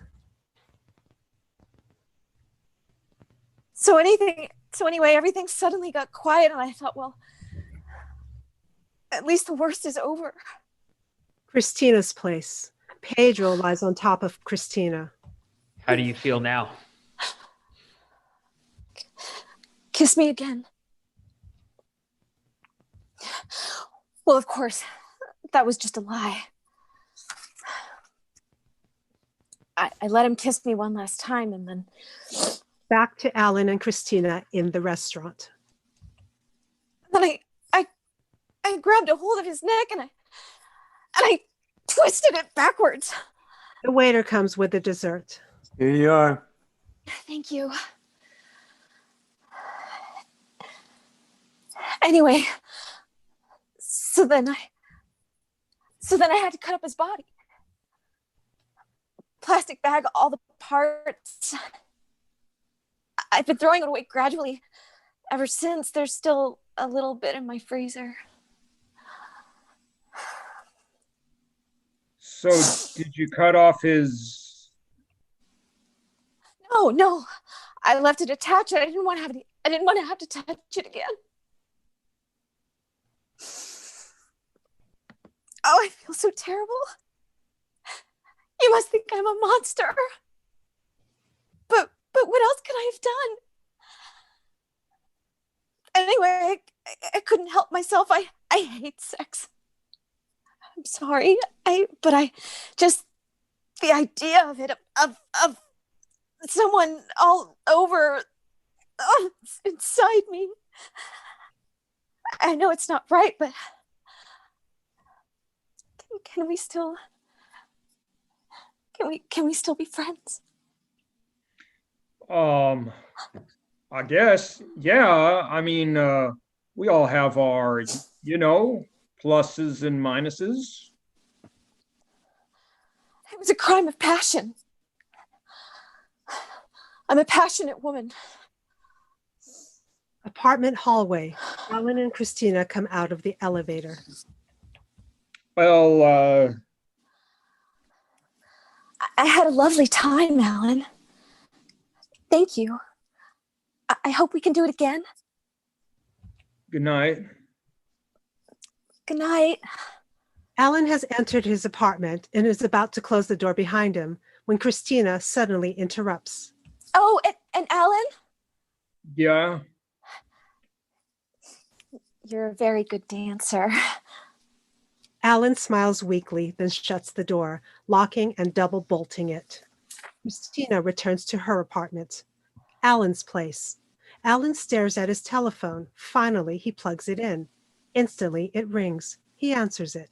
At first, just breathing. Then, I've had you on auto dial, redial all night. Alan hangs up and unplugs the phone again. He sits down and stares at it. Apartment building hallway. Alan comes out of his apartment and walks bravely down towards Helen's apartment. He stops outside a door. He buzzes. A moment passes. Alan covers the peephole with his hand. Hello? Helen opens the door, sees Alan. Yes? I'm the one. I'm the one. Oh, She cannot disguise her disappointment, but tries. come in. Okay. Helen's place. Helen and Alan sit opposite each other, a long silence. Finally, Drink? No, thanks. This isn't working. No, You're not my type. no, I'm sorry. it's okay. I made a mistake. Me too.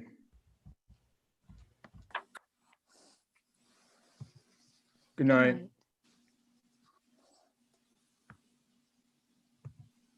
apartment building hallway. Alan walks back out towards his door, pauses, looks at the other end of the hallway.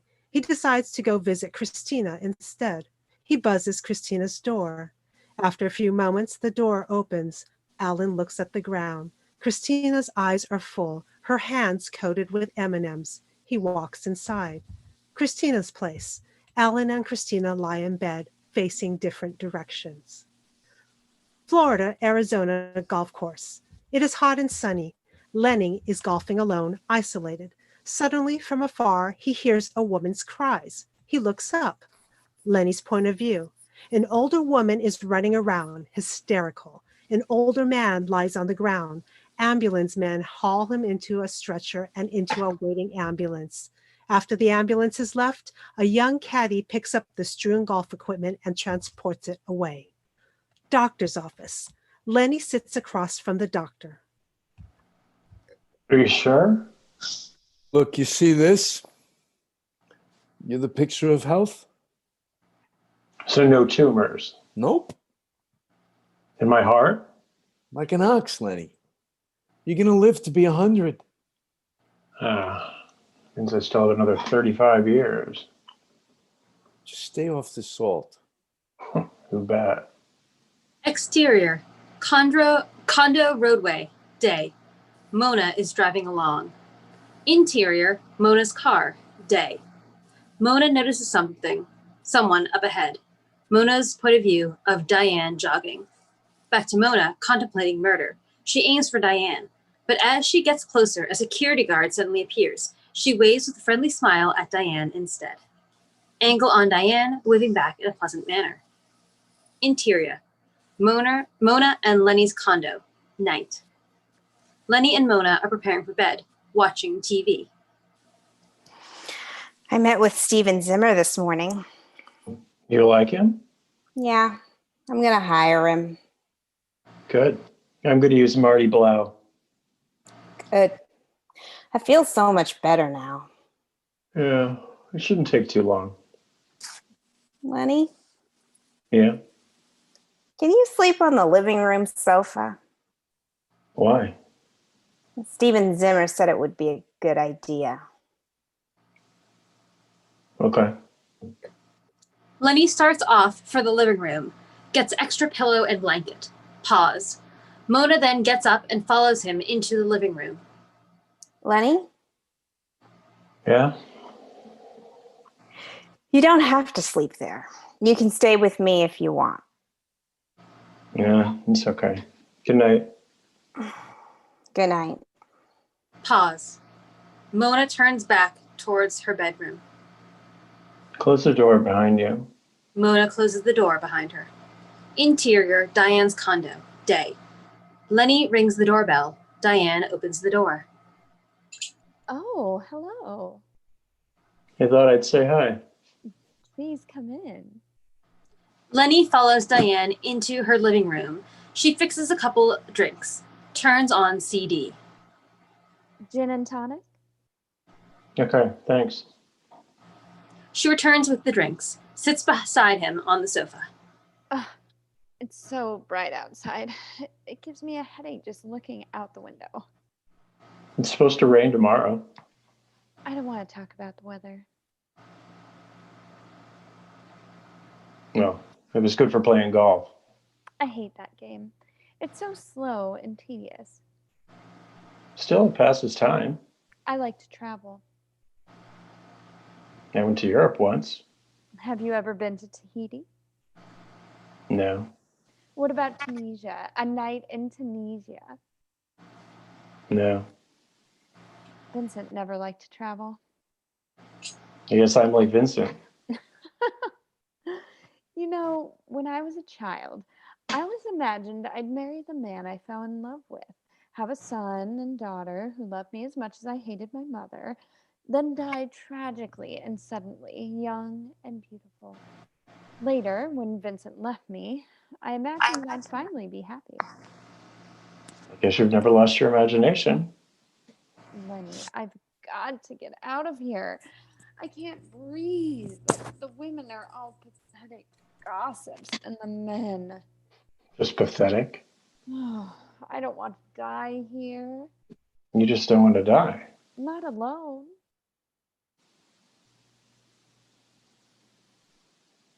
They make love. Afterwards, Lenny turns away. Don't feel guilty. Lenny turns back, looks at her. I don't. I don't feel anything. Interior, Maplewood home, evening. The family is at the table, eating dinner. So, how was school today? Okay. Ronald Farber was absent. Oh? He was afraid of the math test. So he stayed home? Yeah, he cut.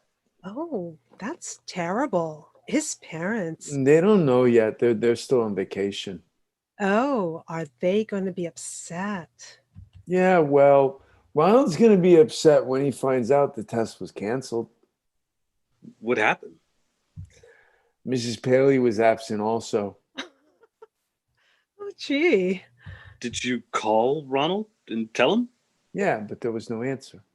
So was Mrs. Paley sick then? Well, everyone says she was just too strung out. Now, Why do people say things like that? Because she's a drug addict. And how do you know? Mom, everyone knows. Well, I didn't know.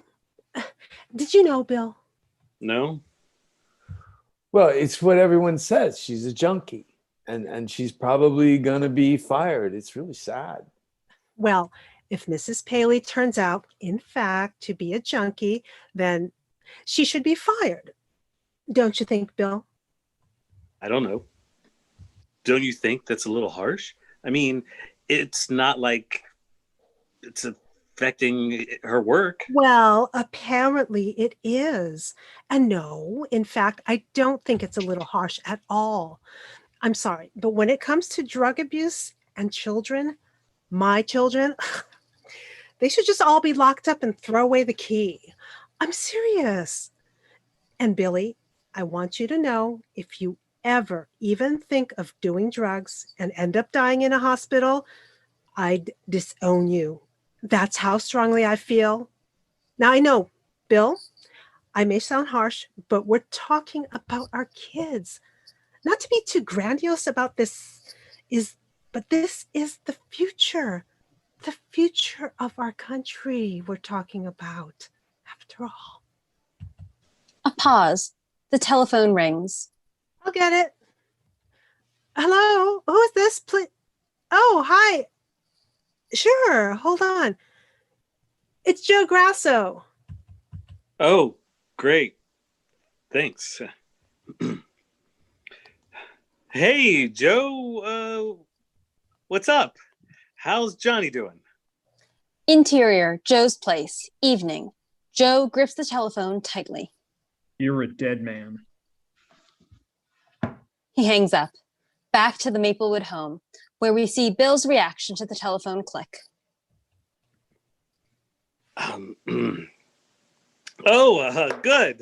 Good. No problem. Right. Okay, well, take care. Bye. How's Johnny doing? Oh, fine. Much better. The doorbell rings. Now, I'll get it. Bill goes to the front door. Who is it? Police officer. Bill opens the door. There's a detective and 2 police officers. Can I help you? Are you William Maplewood? Yes. Sorry to disturb you, but we have some questions for you and your wife. It has to do with your son's friend, Johnny Grasso. Did something... Come this way. We're just finishing dinner, but I'll be right with you. Bill escorts them into the living room. Bill, who is it? Bill goes to the dining room, mouths "the police" to Trish, so the children won't know. You take care of the kids. Bill returns to his guests. They all sit down. Bill is noticeably jittery. Sorry. Now, you said something about Ronald Farber? Detective is nonplussed. I'm sorry. I mean Johnny Grasso. Interior, Bill and Trisha's bedroom. Night. Trish is asleep, but Bill is wide awake. He is terrified as he lies in bed, listening to the night sounds. He thinks he hears footsteps. He looks up and sees Johnny. You're so cool. Johnny moves to embrace Bill, but then Bill suddenly jumps up in fright, awake again. Bill, Oh, are you all right? Bill holds onto Trish, embracing her, shivering. don't leave me. Please don't leave me. Trish comforts him. Exterior, Maplewood home, day. Holding Timmy's hand, Trish comes out the front door in her robe and slippers. A school bus is waiting at the corner. 1 second. Hurry up, Billy. The bus is here. Billy rushes out after them, but it is too late.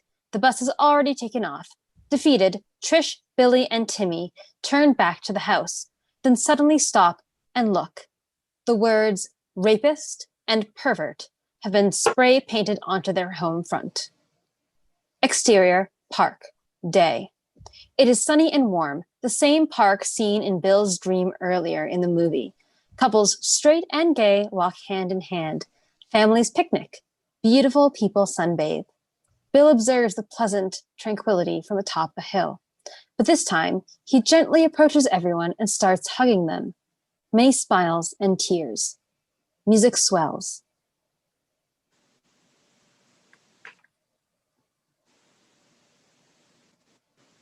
Beautiful. Interior, psychiatrist's office, day. Bill sits opposite his psychiatrist. Unmute. That's a beautiful dream.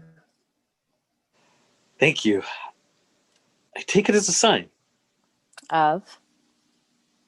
Trish and I are thinking of moving out into the country, the real country. And how are things between you and Trish? Never better. Oh, yeah? I don't know what happened, but all of a sudden, one night, last week, we were just watching TV and she turned me on. The kids went to bed and we fucked. And on the weekend, in the morning, too, we fucked. My life is just one big fuck. I'm happy to hear that. Thanks. But it's strange. I mean, how like now, just like that, everything's normalized. A long pause. Then Bill rises. Well, There's still 10 minutes. Nothing more you want to discuss? no, I guess not. Everything's fine. Bill walks towards the door, but stops before a photograph of a young boy hanging on the wall. Was that you? Yeah. You've changed. Interior, Maplewood home, evening. The family eats at the dinner table. No one talks. The mood is tense. Interior, living room, evening. While Trish puts Timmy and Chloe to bed, Bill and Billy sit on the couch in front of the TV. Dad, Yes, Billy? everyone at school is saying things about you. Who's everyone? Kids, everyone. What are they saying? That you're a serial rapist Oh, and a pervert. you mean like what they painted on the house?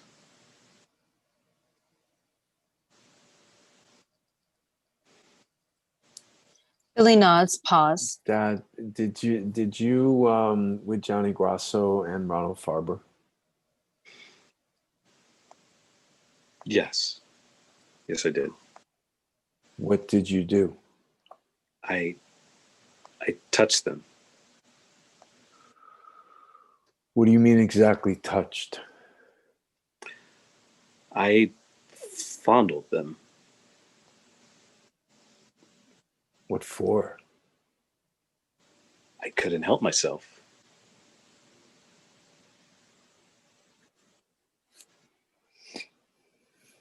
What else?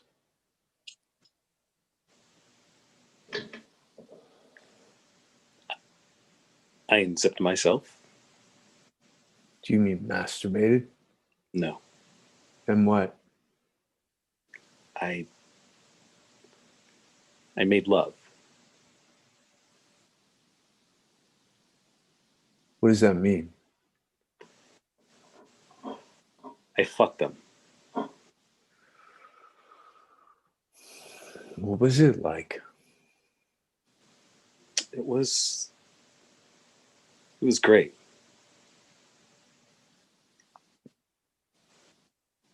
Would you do it again? Yes. Would you ever fuck me? No. I jerk off instead.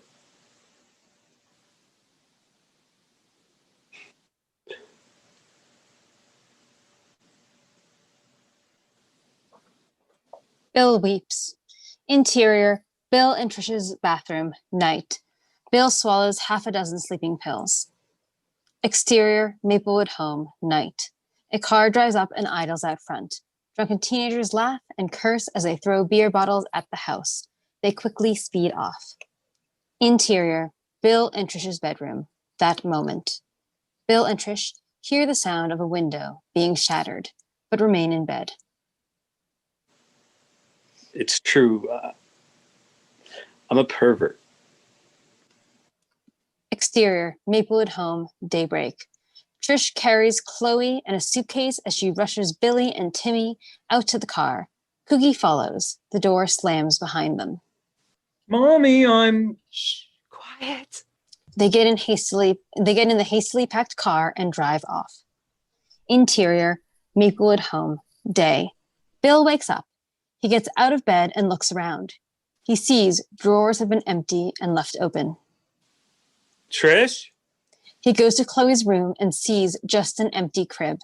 He checks Billy and Timmy's room. No one is there. Billy? Timmy? He searches the rest of the house, though somewhat perfunctorily, as he knows he will find no one. Hello? He looks bereft as he stands uncertainly. He looks bereft as he stands uncertainly in the middle of the house. The doorbell rings. He hesitates, then goes to open the front door. Exterior Maplewood home, day. Bill opens the door and finds a brown paper-wrapped package on the welcome mat. It says, "For Bill." He picks it up, takes it inside, shuts the door. Pause. Then boom. Fade to black. Interior subway train, day. Joy sits on the train. She is carrying a bouquet of flowers. Exterior, Brighton Beach subway station, day. Joy gets off the train, walks down to the street. Exterior, Brighton Beach Avenue, day. Joy walks amongst many Russian immigrants. She pauses to dig a piece of paper out of her pants pocket. There is an address scribbled on it. Exterior, side street, day. Joy comes up to the entrance of a seedy building. She hesitates, then walks inside. Interior, seedy building. Joy climbs a few flights of stairs, arrives at a door with a number 8D on it. She buzzes, then waits. She hears quarreling in Russian. Zinnia opens the door. She has a black eye and a cut lip. Oh, I'm sorry. I just wanted to... Here. Joy shoves her bouquet of flowers into Zinnia's hand. She is about to beat a hasty retreat when Zinnia suddenly calls, Boris! Zinnia abandons Joy at the door and goes back inside, muttering obscenities in Russian. Boris appears at the door, surprised to see her. Oddly, Joy seems equally surprised to see him. Come inside. Interior, Boris and Zinnia's place. Joy sits opposite Boris. Zinnia brings her a cup of tea. Zinnia's mother sniffles and shuffles about in the background. Placebo. Boris signals Zinnia to scram. Joy, why are you come here? I just wanted to say I was sorry to your wife. Xenia is not my wife. Joy looks confused, perhaps even suspicious. Boris shouts something in Russian to Zinnia. I am not wife Boris. Boris corrects Zinnia's grammar. I am not Boris's wife. Thank you. And he dismisses her once more. Her English, very bad. I try teach, but Xenia, slow. So you mean you're really not married? I am in America. I am free man. Boris rolls his eyes. Xenia loves me. It is problem. She want be my wife, but she don't listen. What can I do? What can I do? Come, you want me to drive you New Jersey? We go shopping mall. No, thank you. I don't think that's really... Joy suddenly notices her guitar laying against the wall opposite. When she turns back to Boris, he is shouting something in Russian at Zania again. Zania shouts something back, and a new quarrel begins. A baby cries somewhere off stage, off screen. Then things cool down. Zania brings over a tray with pastries and vodka. Joy, I must ask you a question, Yes, but I'm very ashamed. I'm sure I'll understand. Okay, can I borrow money? Oh, well, It is very important. I guess it's better borrowing than stealing. Yes, it is better. And money is only money. Yes, it is only money. Joy glances over at Zania standing at the other end of the room. Her face is anxious, pleading. How much would you like? $1,000. 1,000? All right. 500. I need money now. Well, I guess I could go to a cash machine. I know where is ATM. Boris. Rises quickly. Joy hesitates. Boris. Yes. Do you think I could have my guitar back? Exterior, street, evening. Boris and Joy, guitar in hand, are walking. Do you think shopping mall in New Jersey is open tonight? Yeah, probably. They stop outside a bank. Joy withdraws her money from the ATM. Boris anxiously awaits on the sidewalk until Joy hands it over. Here. Joy, I love you. You love New Jersey. New Jersey is America. I give you back Monday. That's okay. I won't be there anyway. Why no? I don't know. But for some reason, now I have more sympathy for the strikers. See ya. Boris watches Joy walk away with her guitar. Stupid American. Boris pockets the money and walks off in the opposite direction. Title card, Thanksgiving. Exterior, Mona's condo, day. Billy stands on the terrace and looks down. He sees palm trees. He sees the ocean. He sees a beautiful woman sunbathing by the pool. Talk of turkey and weather filters out to him. Kooky stands beside him. Interior, Boca Raton condominium, day. Lenny, Mona, Helen, Trish, and Joy sit at a long table filled with holiday food. Timmy watches TV in the background. Chloe sleeps in her crib. Anyway, so the police came and looked in her freezer and found baggies filled with the super's genitals. I use Pause. baggies. Me too. Everyone uses baggies. That's why we can all relate to the crime, don't you see? I can't relate to it. In any case, there's a guy I've met, Joy, that I think you'd like. He's into computers, I think. How do you know him? He's another neighbor of mine. Do you want to call him or should I give him your number? I'll call him. Oh, great. I know he'd really like that. What about me? I'm looking. I like computers. Trish, trust me on this one. Not for you. And what about me? Mom, I haven't forgotten. It's hard, but I'm looking for everyone. Don't look for me. Have you found someone? No, there is no one. I heard Diane Freed had a stroke. She'll recover. That's good. Where there's life, there's hope. That's right. You bet. Absolutely. Yeah. Could you pass over the sweet potatoes, please? Sure. Lenny resalts his food. Could you pass down the stuffing, please? Yeah. Anyone watch Leno last night? Everyone shakes their head or mumbles no. So, what's going to happen now to that woman who killed your super? I don't Mom. But it's so sad. She's all alone. I wish I'd gotten to know her better. We might have found we had something in common. Maybe you'll write a poem about her. Oh, I'm sorry, but don't worry. I'm not laughing at you. I'm laughing with you. But I'm not laughing. Exterior condominium terrace day. Close on Billy as his face expresses mounting excitement. Billy's point of view of the beautiful woman sunbathing. She unhooks her bikini top. Back to Billy climaxing. Close on Kooky licking up Billy's little puddle of sperm on the floor. Interior condominium day. The meal is painfully silent. Finally, Let's make a toast. To happiness. To happiness. To Happiness. Happiness.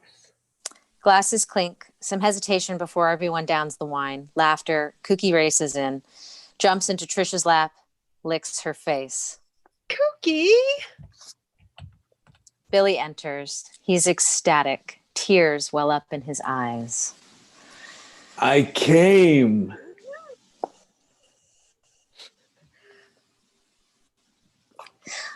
Shot of a full moon.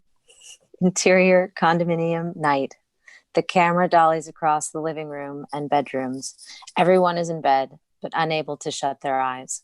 Mona rises to the terrace, her eyes silently welling with tears. Joy follows her. Don't, Mom. Because the thing about family is, no matter how distant you are from each other, separated, estranged, divorced, whatever, no matter how little you can relate to each other, it doesn't matter. You're still family. You're not alone. You see? Mona smiles weakly. Cut to black. The sound of a telephone ringing, then split screen. Interior Allen's place today. Joy stands at a payphone, a placard resting on her shoulder. Striker's pace in the background. Allen sits half undressed on his bed, phone book at his side. He answers the phone. Bouncy music. Hello? Hello. Could I speak to Alan Mellencamp? Speaking. Well, my sister Helen told me I should call you. Oh, then you must be Joy. Hi. Hi. Gee, you sound familiar. You do too.